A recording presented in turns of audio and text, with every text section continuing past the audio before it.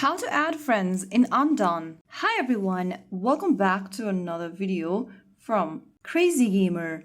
Today in this video we will be learning how you can easily add friends in Undawn game. So the first thing you want to do is to launch the game open, and once you're inside the game section, go ahead and click on the two human icon at the bottom of the screen right here, and you'll be able to see this interface. Go to the bottom left and click on add friend.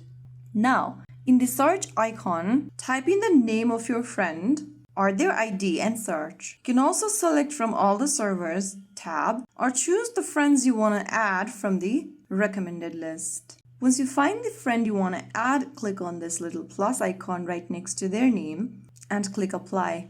Repeat this process for every other friend request you want to send, and once they accept your request, you'll be able to be friends in the game.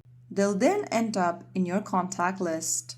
So there you have it. That is how you can add friends in Undawn. You can now invite them to your team, join missions together, and enjoy the game as a squad. If you found the video helpful, don't forget to like, share, and subscribe to our channel. I will see you again in the next video. Thank you for watching.